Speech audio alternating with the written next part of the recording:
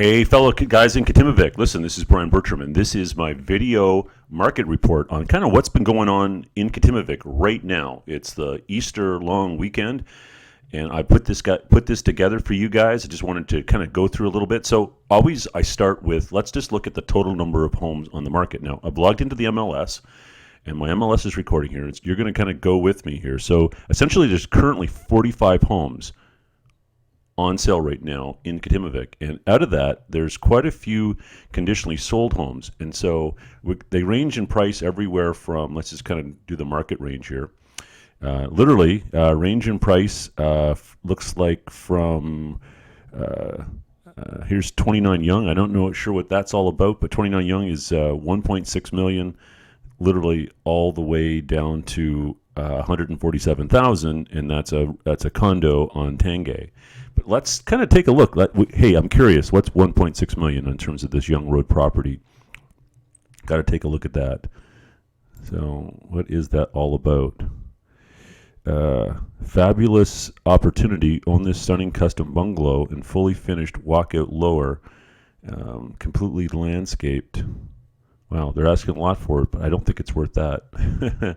I'm not sure kind of what's going on. I guess if someone kind of got his crazy price, maybe there's gold on the in the floors. I'm not quite sure. 1.6 acre parcel of land. Oh, I see. It's really largely a land purchase. It's a huge chunk of land, I guess, and so they're clearly trying to get as much road frontage as you could do to maybe even tear the house down and further development. But it does have a current zoning of, so 2 lots could be offered for sale, but still that seems like a lot of money for that house because you're still paying for the house. Anyways, I'm not getting into that. I know you guys aren't too interested, but it's a curiosity, right? Go down and check it out, 29 Young Road, and kind of see what it's all about. But what we're going to do right now is just take a look at the number of active properties versus conditional. And so it looks as though, and I'm just going to back to my single family kind of listing here. So let's just see here. We're going to go to view on page 100. So it looks as though there's 34. So there's roughly 9 homes that are conditionally sold. And here's the kind of cool part as far as my market reports. We're going to take a look at now the sold homes, and then we'll kind of go through a few of them and kind of go from there. And then I'll kind of break it down even further for you guys if you're at all interested. So bear with me and hang out here for just a bare moment.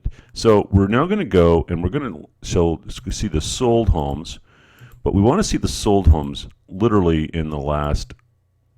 We're going to see the sold homes in the last 2 months because that's kind of what really starts to set the market value. I'm just going to go back to right around the 1st of March, and we're going to go to right now to the end of April, which it's not, but it's obviously covering that time period.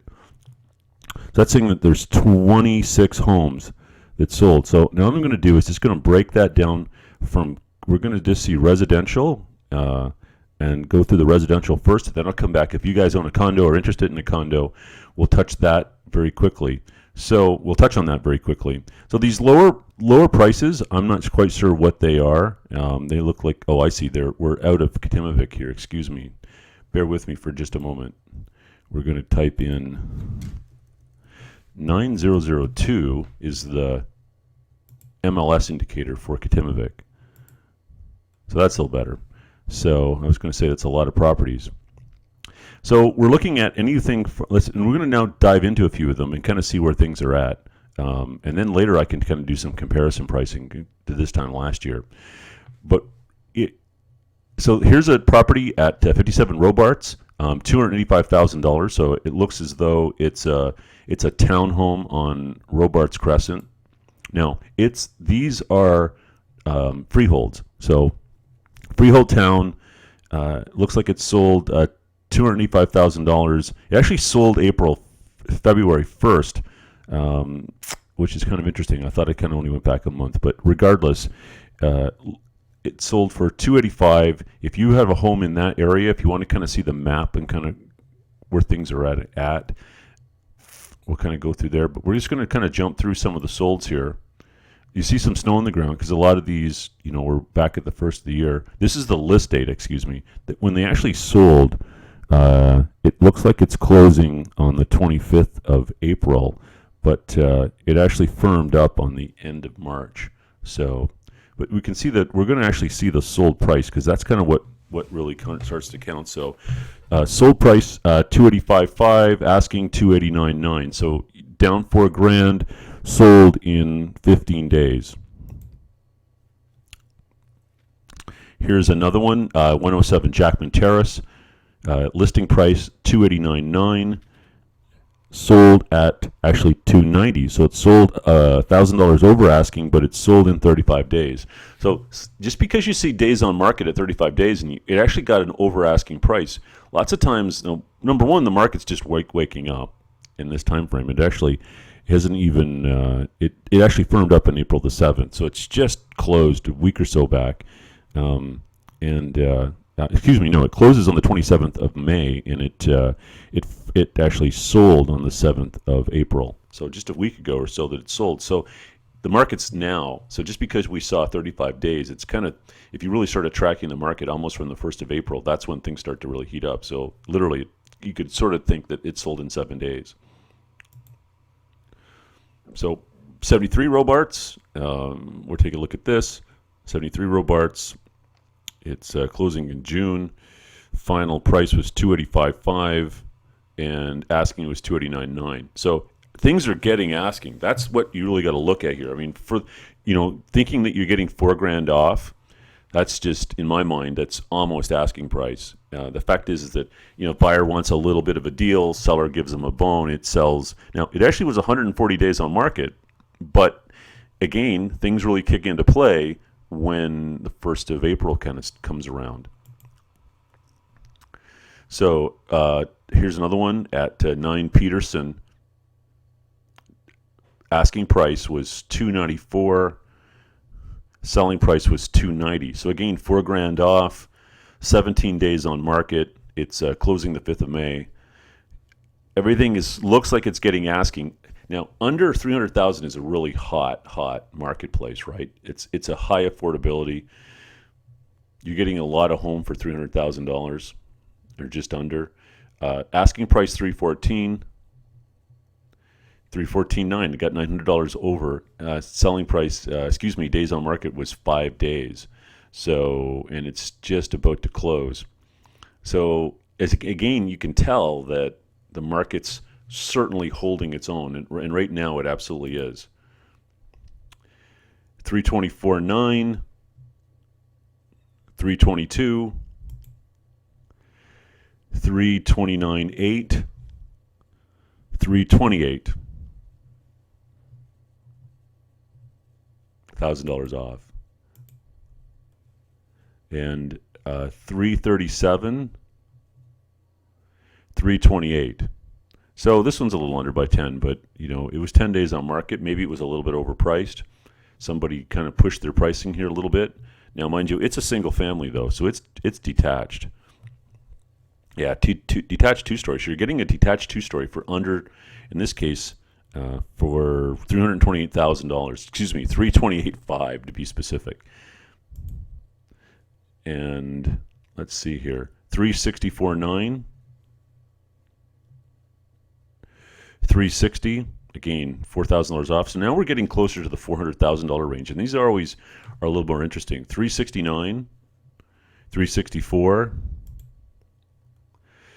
397.5, 396, 399, 387.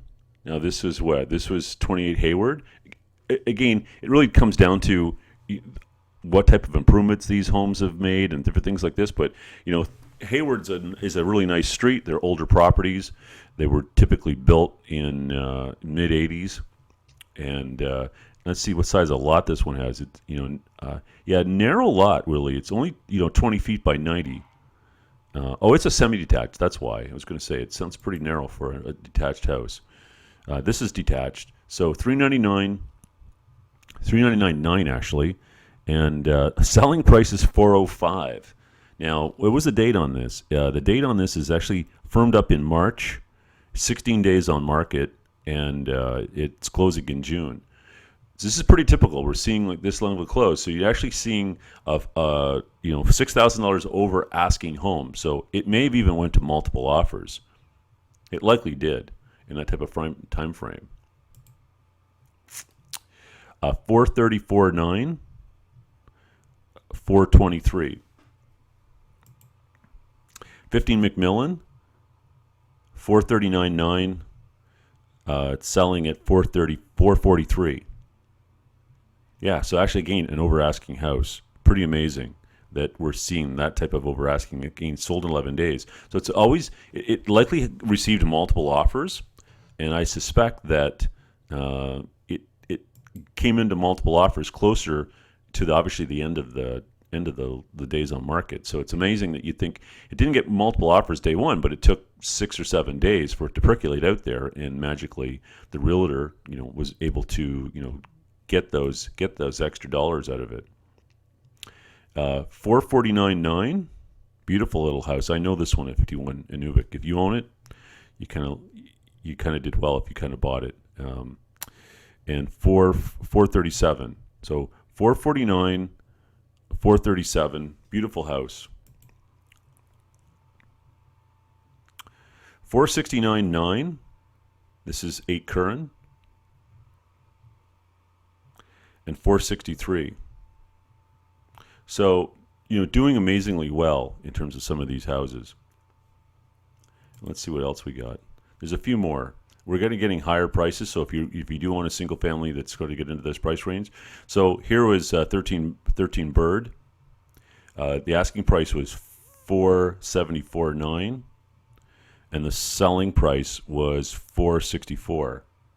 So just a little bit under, but sort of $8,000 off. Still an amazing opportunity to kind of get in there, and again sold quickly. So 69 Vanstone, I followed this sale. Asking was $599.9, and it sold. Asking was $499.9, and it sold at $45. So it sold literally within 0.5% of asking. That's still really good. To get over asking is a little nutty. And it was on the market. It looked like it was on the market a total of 23 days, but I believe that it may have been listed before, if I'm not mistaken. And so, it sold within sort of 10 grand or so of asking. That's pretty good. 110 Sheer, and sold at 4.7. So 499. Sold at 470, a little under, and I don't think that property. It was on the market for 94 days. I don't think it was as fixed up as it was, but it actually, in a lot of my mind, that's a really good price for that house. Now, this one's pretty interesting. 529. This is 107 Bellevue, 529, and it sold literally for 525. So $4,000 under asking. Pretty nice house though, if you can imagine, for $529,000. It's a lot of house. So if you're thinking of Katimivik, Bellevue is a fantastic street. The houses are a little bit newer, a little bit bigger, but you can buy a phenomenal house for $529,000. Compare that to other parts of Canada, you're going to be paying $650 for that same house. So now part of it's also the time frame that, if I remember right, so the 12th of April, and it literally sold up the 12th of April, and it's closing in June, so it's not closed yet. But it was on the market for a total of 23 days. So let's take a quick look at condos. And we're going to kind of take a look at the condos here. Same condos. So there's 7 condos that sold in the last 2 months. And you're looking at 220 Fennerty. And again, asking price on it was 130. Sold at 130.